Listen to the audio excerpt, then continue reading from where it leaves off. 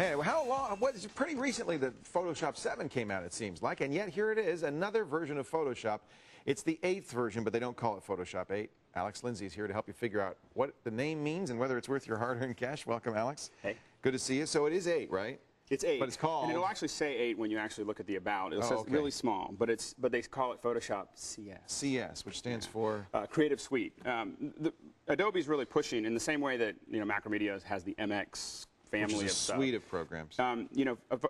Adobe has really underlined that all of their apps work really well together. Well, Photoshop 7 came with Image Ready. That was the only app it came with. Does this come with a bunch of other apps now? It doesn't come with a bunch of other apps, but it's just that but you can buy. You could. Like, for instance, if you buy Photoshop, I think it's like $6.99, but for $9.99 you can get Photoshop, Illustrator, I think Go Live, Image Ready. So you can get a whole bunch of stuff. They all work. And it's a lot less expensive to buy it all for. It's like $1,000 for all of those. Yeah, well, that's not bad. Yeah. Well, let's take a look at these. Are 5 new features that are the top new features. I don't see any. It doesn't look particularly different, except it's got a feather in the top there. Yeah. That's the only difference so far. It's got a feather. It's very beautiful.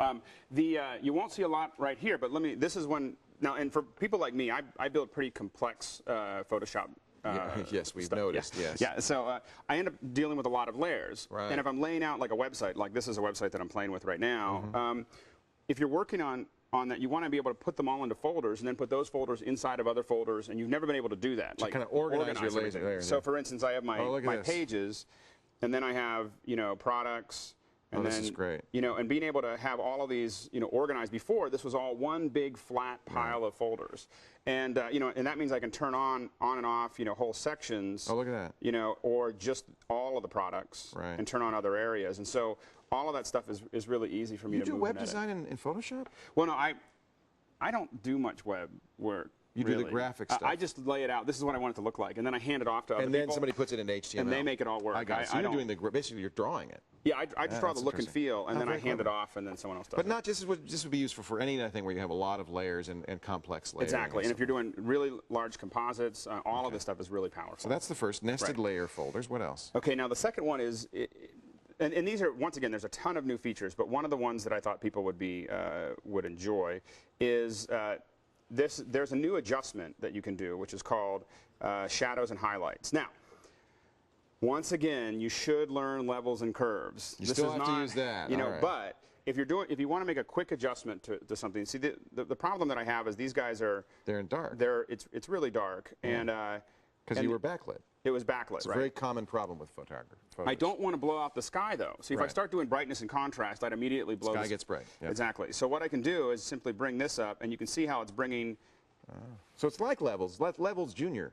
Exactly, but it's you can see how I brought up that really quickly, and it's you would have more control with curves, to do a really fine adjustment. Right. But at the same time, if you just want to bring the shadows up or match quick it quickly, and dirty. it's really useful. That's number 2, shadow highlight adjustment. And then number 3, color matching. Color matching.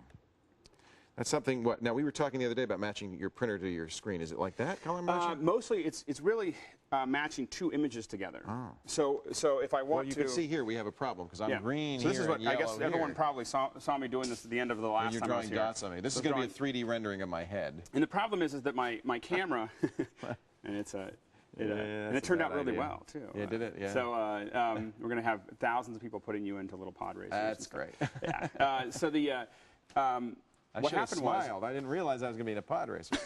All right. What happened was that my camera automatically adjusted one way for one photo and another way for another photo. That can happen. It says it decided it was or incandescent or and so I got one that worked. This color worked. Okay. But this one turned out really yellow. So how will we fix that? Now I could try to do this by hand. You could do it with curves, right? But my chances of hitting it right on would take me a while, and and especially what if I have a whole bunch of these images? Right. And this is one example of this.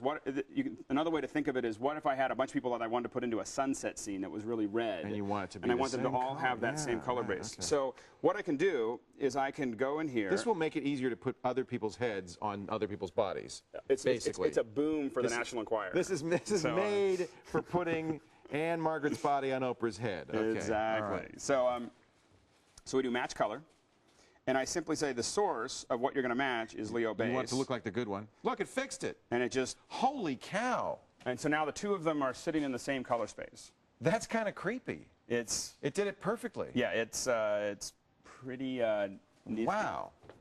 That's very handy. I can see that's going to be useful. That happens all the time when you are cutting and pasting two images together that they don't match. Almost every single photo you take, on two different days is going to look different. And so this will help just kind of pull those all together. Now, for the high-end photographers, they now have raw image import. Tell me about that. Well, what happens is most of the cameras that you actually buy, they shoot in raw format. Right. But they and then modify they save it to either TIFF or JPEG because that's what everybody uses. Right. The raw format has a lot more color space. It has a lot more information in it, but it just doesn't. But you don't get access to that. Right. Well, what's starting to happen is pretty much almost every camera over $500 within the next 2 years is going to be able to save as a raw image.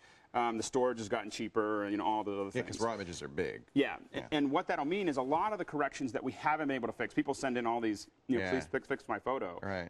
Sometimes there's just no color information. There's nothing I can grab. Yeah. But this raw image will allow you to do that. Now, in the last version of Photoshop, you could buy an extra $99 plugin to import raw photos, and now it's just built into the application. Oh, that's great. All right. And finally, 16-bit editing. Yeah, and this is that's another. more, not less, right? It was 8-bit editing. Exactly. Okay. And there's on the 8-bit color channels, 8 bits per red, green, blue. Exactly. Okay. Exactly. And I put a lot of math on the website, so people can go up and look at it. There's this big thing about how the math works, but essentially the way I think of it, I used to work in audio, so I think of it as like an MP3 versus a CD track. Right. An MP3 sounds great until you start messing with the levels. Right. You start messing with your equalizer, and the MP3 starts getting choppy. You realize where they messed up. Because it only worked for what you were listening to. Right. It worked really well, and it was really small. Right. In the same way, 16-bit color is like the CD track. Right. And what you have. High-res color, in effect. Exactly. And so I can do a lot of equalization. I can push the curves really far. I can push the levels. I can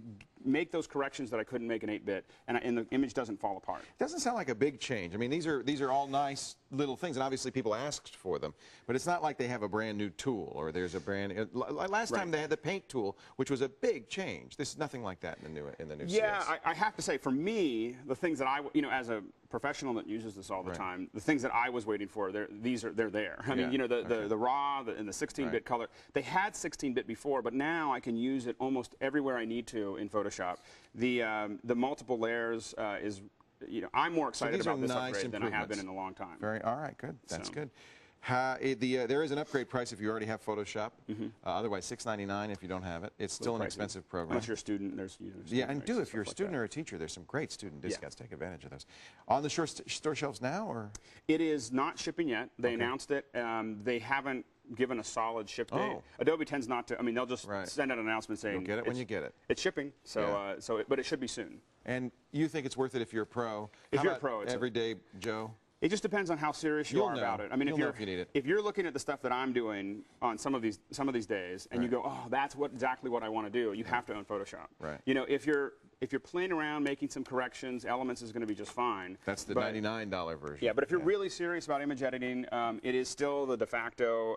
You're going to find more training. You're going to find more resources, more everything for Photoshop. Alex Lindsay, always a pleasure. dvGarage.com is Alex's home space, his place on the web. And if you want more information on the new version of Photoshop, our website has lots more, TechTV, including the math. Yeah. TechTV.com/call for help. Coming up, what do you do when your PC's acting funky? Well,